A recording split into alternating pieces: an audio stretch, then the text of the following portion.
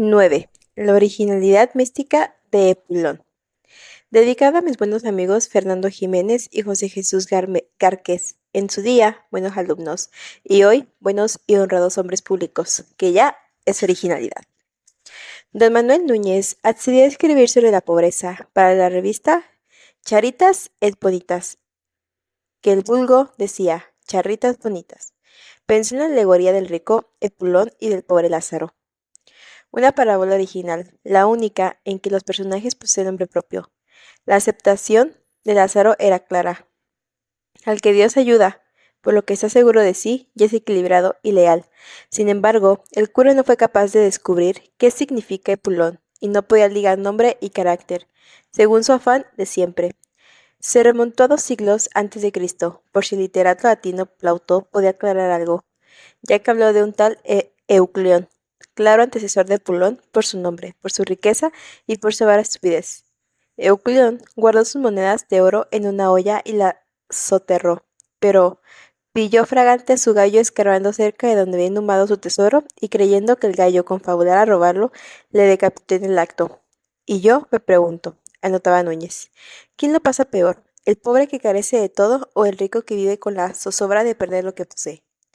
Caso en el que no se goza lo que se tiene, y es como si no se tuviera, además de estar incómodo por tenerlo y poder perderlo. Descubrió asimismo que uno de los 4 colegios sacerdotales de la antigua Roma era el de los Epulón, que sostenía la tradición de banquetear, con frecuencia a los sacerdotes de todos los cenáculos. Eran convites y fiestas de lujo, con múltiples viandas servidas por doncellas en toples o monoquini, que no era raro que acabaran en un culto orgiástico a Dioniso y a Cibeles. Por eso, las camareras jamás eran vestales, como más de un inculto pedante sugirió, pues éstas, salvo alguna excepción, guardaban castidad.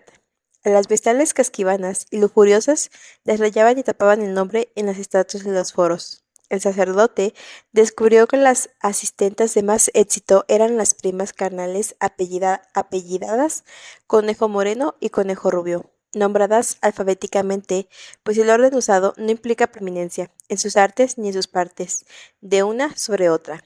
En esos festejos, los asistentes ataviados de púrpura y lino lucían sobre sus túnicas todas sus medallas y en sus cuellos collares con los que se les apremiaba hasta la mayor simpleza. Tras las comilonas había bailes al son que marcaba el auleta con la tibia u oboe doble, ideado por Minerva, que sin embargo ella no tañía, pues le alteraba la faz.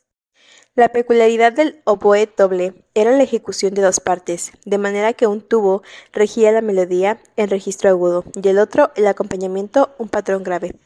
En la mocedad de Jesús de Nazaret, de Roma, llegó a Jerusalén con su segunda esposa y sus 5 hijos, un Epulón. Crece Epulón, el nombre completo, aunque lo de Creso no lo usaba, y pocos conocían tal apelativo, con lo de Creso sí pudo el cura saldar su manía de interpretar nombres. Significaba introvertido y reservado. Fácilmente pasará por flemático y misterioso. Suspicaz y tímido. No se obligaba de carrera, pero una vez decidido, nada le detenía. Sueña con mandar y con ocupar siempre el primer puesto. Se vuelve audaz, resuelto, con cierto magnetismo. Se define por una mezcla de acción y de reflexión, a veces ligada a cierto misticismo. Su sensibilidad orgullosa e irónica podía traducirse en accesos de cólera, si se sentía humillado o asaltado. Epulón trasegó a Jerusalén la usanza familiar de disponer espléndidos convites casi a diario.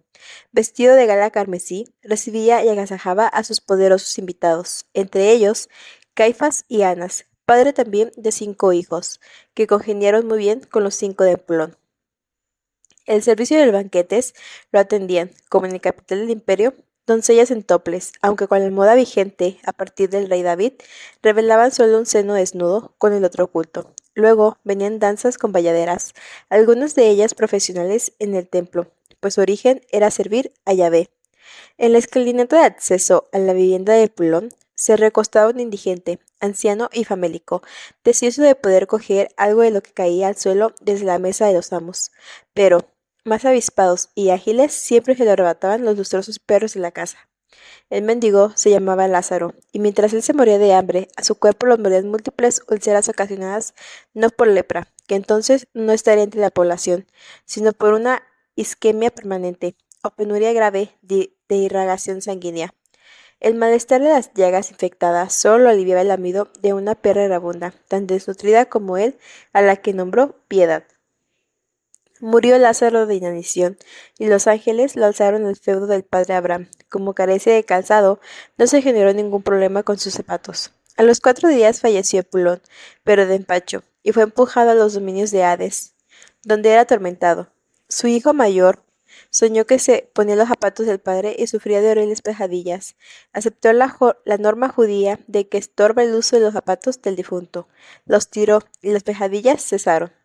Desde el Hades, Epulón alzó la vista en busca de socorro y divisó a Lázaro, el mendigo, que tanto tiempo disfrutara viendo y oliendo las viandas de su mesa, feliz en el seno de Abraham, mientras él penaba abajo. Le pareció injusto y en un arranque místico interpuso la oportuna reclamación a través de sus abogados.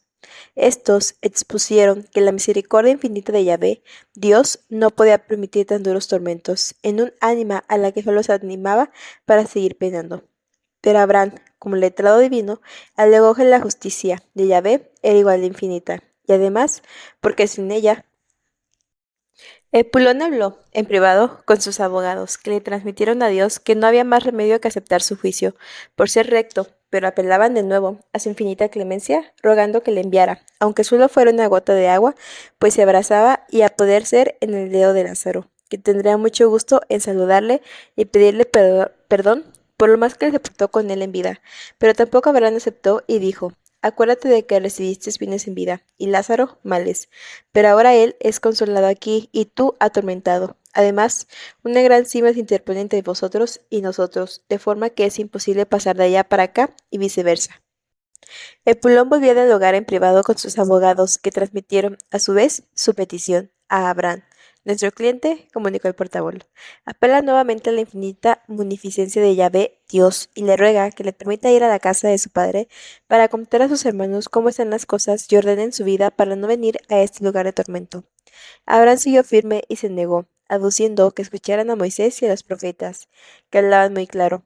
Los abogados de Pulón insistieron, razonando que un muerto impresiona más, pero Abraham, insobornable e inconmovible ante tamaño chantaje emocional, zanjó: si no oyen a Moisés y a los profetas, mal los convencerá ningún muerto. Declaró el caso suficiente, debatido, y lo pasó al jurado de los 7 justos: San Miguel, Eva, Moisés, Isaías, Sara, Salomón y Job, para que resolviera. No tardaron mucho en decidir que era culpable sin paliativos. Entonces Yahvé Dios falló que Pulón seguiría condenado eternamente y no procedía a atender a ninguna de sus peticiones, sea la gota de agua o la visita de un difunto a sus hermanos. Don Manuel Núñez releyó lo que había escrito y no se encontró satisfecho. Quería transmitir que la riqueza trae más problemas que satisfacciones, como en el caso de Claude, y no digamos en el de Pulón, pero creía que no lo había logrado. Mucha literatura, demasiada, que se desinflaba por sí sola. Lo guardó en una carpeta de pendientes para tratar de limarlo. Hizo un amplio gesto con la mano, con el que se decía a sí mismo: paciencia y barajar, a seguir trabajando.